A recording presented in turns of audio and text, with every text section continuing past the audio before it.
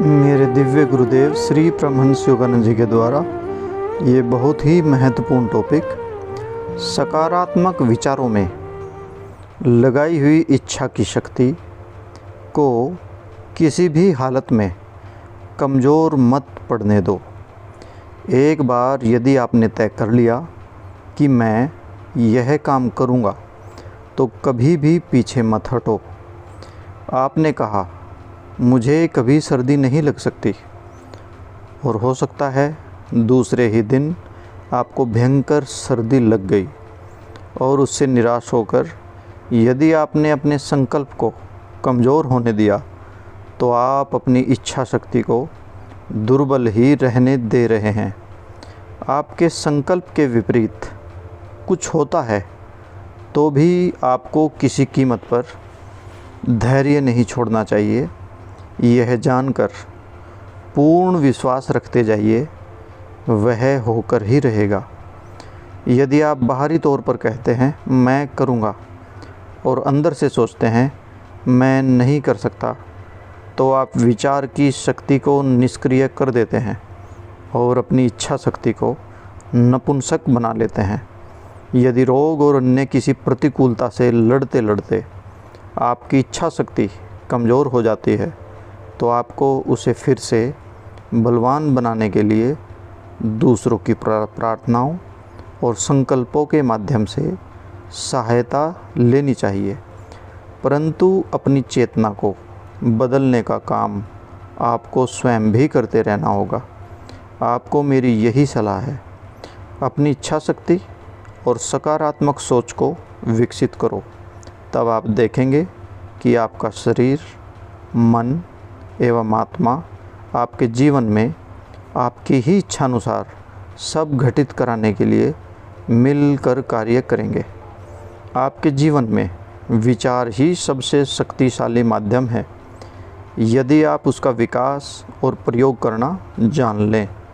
अतः कभी भी दुर्बल मन के लोगों की या नकारात्मक मानसिकता के लोगों की संगत में न रहें, ताकि आपके विचार की शक्ति कमज़ोर न पड़े। जिन लोगों का मन बहुत शक्तिशाली है और स्वयं कमज़ोर बनने के बजाय कमज़ोर मन के लोगों को बलशाली बना सकते हैं, उनकी बात कुछ और है। असफल लोगों को सफल लोगों के साथ रहना चाहिए। जो कमज़ोर हैं उन्हें बलवानों के साथ रहना चाहिए। जिनमें आत्मसंयम की कमी है, उन्हें आत्मनिग्रह करने वालों के साथ रहना चाहिए। उदाहरण के साथ, जिसको खाना खाने पर नियंत्रण न हो, उसे आत्मनिग्रह करने वाले लोगों के साथ बैठकर खाना चाहिए। अपने सामने ऐसा उदाहरण देखकर वह स्वयं ही सोचने लगेगा, मैं भी अपनी भूख पर नियंत्रण कर सकता हूँ। अपनी चेतना को, चेतना मतलब सोचने, समझने और अनुभव करने की शक्ति को नश्वरता के भाव से दिव्यता के भाव में बदलो। जिस प्रकार विचार की शक्ति से अपने को बदलकर आप जो चाहे बन सकते हैं, उसी प्रकार और उससे भी ज़्यादा महत्वपूर्ण बात यह है कि आप अपनी चेतना को नश्वर मानव की चेतना से बदलकर दिव्य मानव की चेतना में परिवर्तित कर सकते हैं। नश्वर मानव वह है जो इस तरह सोचता है, मैं इसी तरह से जीता हूँ और मरने तक ऐसा ही रहूँगा। परंतु दिव्य मानव कहता है, मैंने सपना देखा है, मैं नश्वर हूँ, पर अब मैं जाग गया हूँ। मैं जानता हूँ कि मैं ईश्वर की संतान हूँ और अपने परमपिता की ही प्रतिमूर्ति हूँ। यह पूरी तरह से अनुभव करने में समय तो लगता है, पर किया जा सकता है।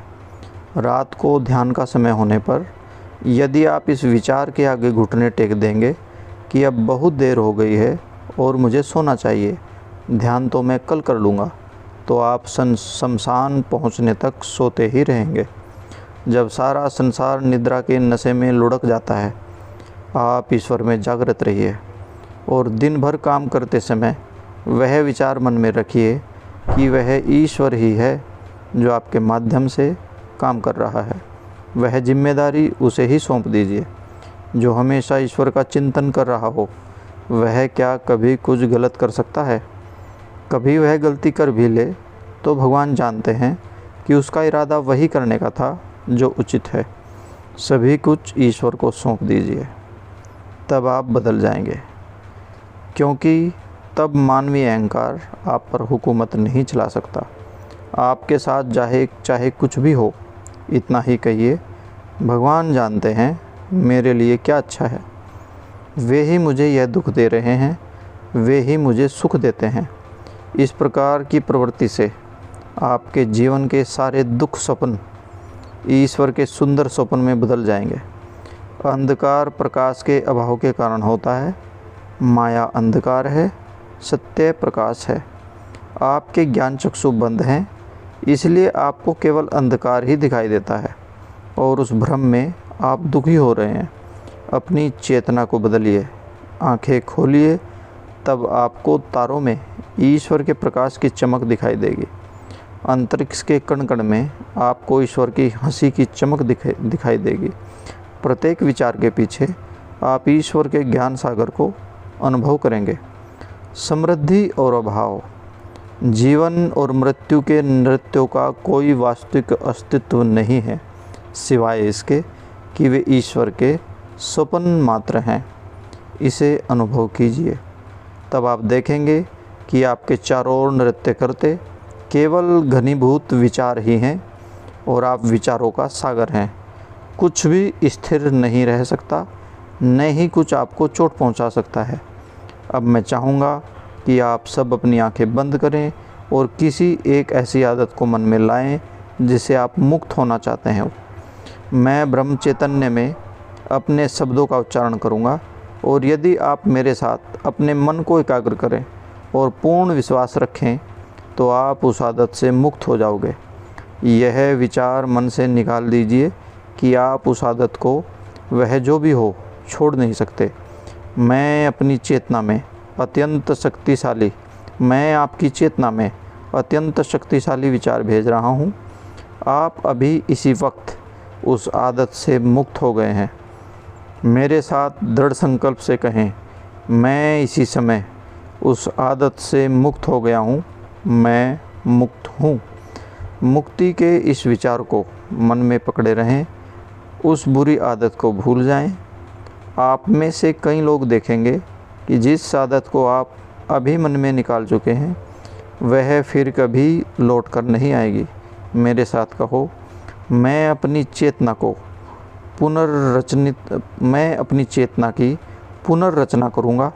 इस नए वर्ष में मैं नया व्यक्ति बन गया हूँ और मैं तब तक अपनी चेतना को बदलता रहूँगा जब तक मैं अज्ञान के सारे अंधकार को उसमें से निकाल बाहर कर उस परमात्मा के उज्जवल प्रकाश को अभिव्यक्त नहीं करता जिसकी प्रतिमूर्ति के स्वप्न में मैं बना हूँ।